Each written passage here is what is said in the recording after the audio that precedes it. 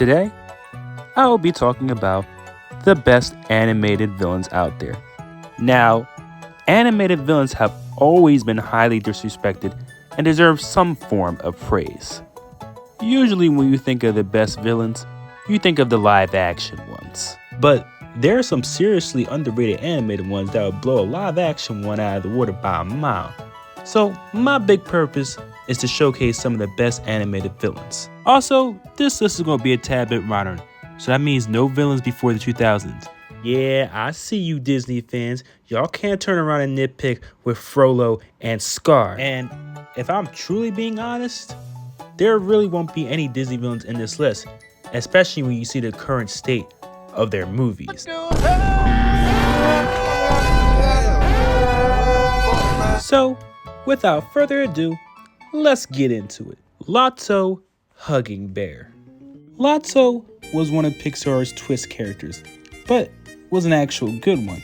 He faked everyone out within the movie twice.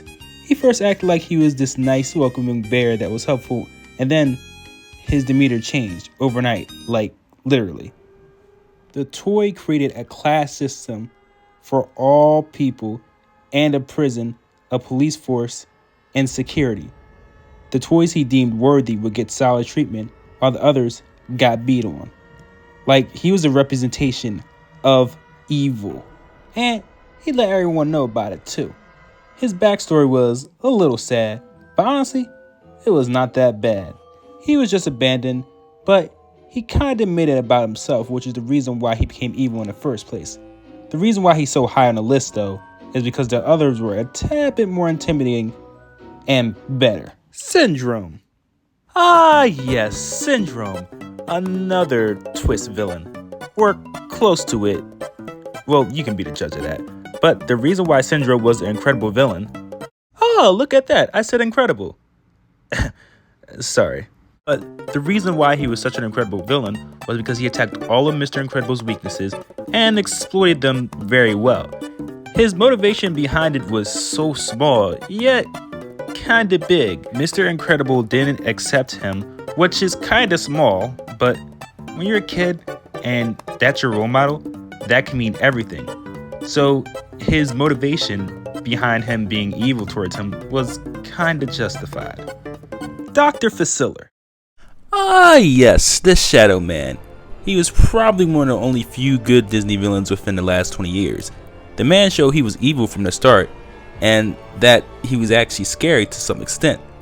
His shadows on the other side make him an even more threatening villain, and that's the reason why he's on this list.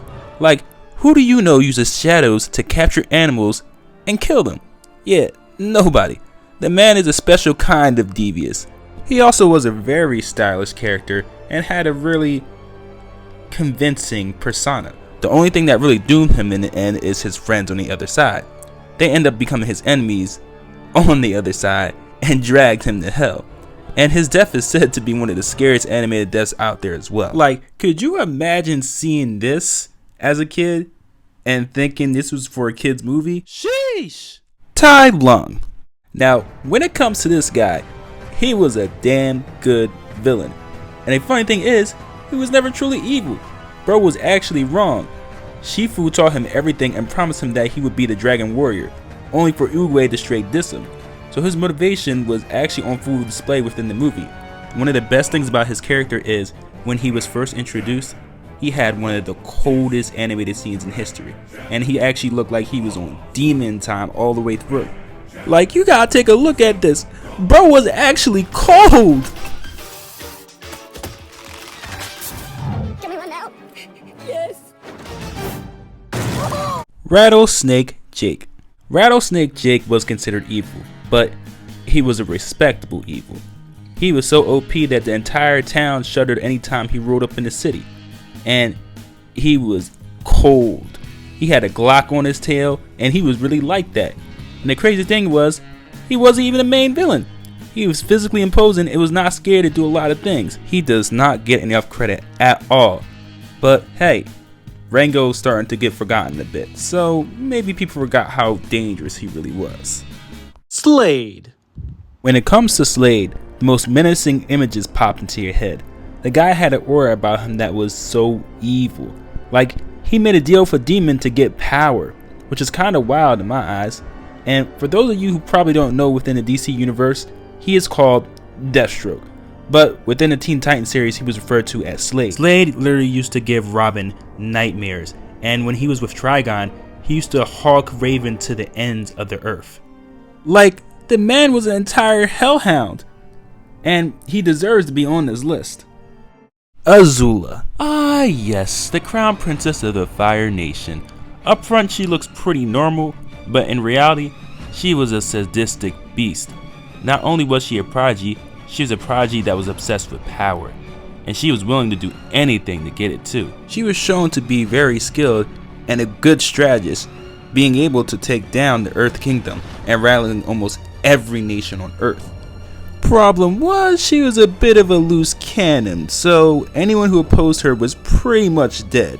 And when you start to become too obsessed with something, it can totally break you down if you don't go about it in the right way. Still, her abilities and intelligence bring her up pretty high on this list. Kai. Kai was known as the Collector. His backstory was more so he was Oogway's homie, but Oogway threw him under the bus because he was trying to play Grim Reaper.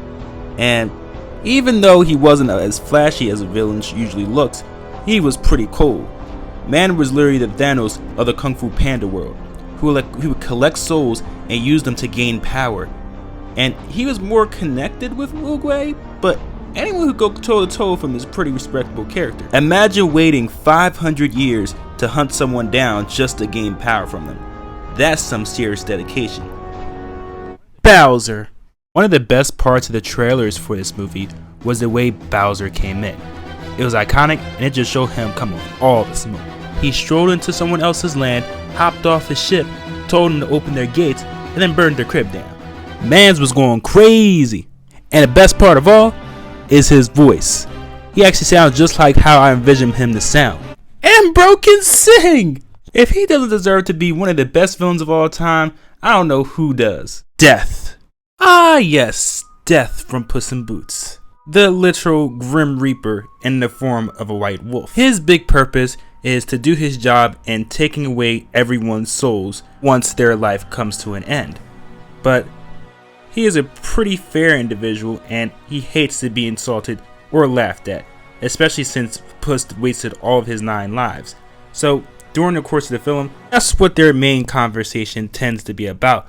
But the reason why he's the top of the list is because he's an absolute force in nature, he's fair, and a damn good villain.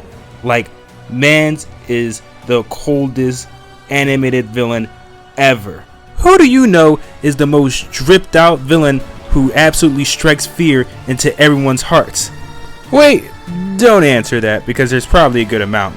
But in my eyes, he is probably the best animated villain out there. Animated villains have always been on the bottom of the totem pole, and because they're animated, people tend to not take them as seriously. But when they're well written, they can become the most compelling characters out there. What do you guys think? Is this list good? Is it bad? Can it be changed in some kind of way? Like and comment below and tell your thoughts and opinions. And well, that's it. I really enjoyed doing this video. And before you guys come after me for not numbering any of these, here's the list right here.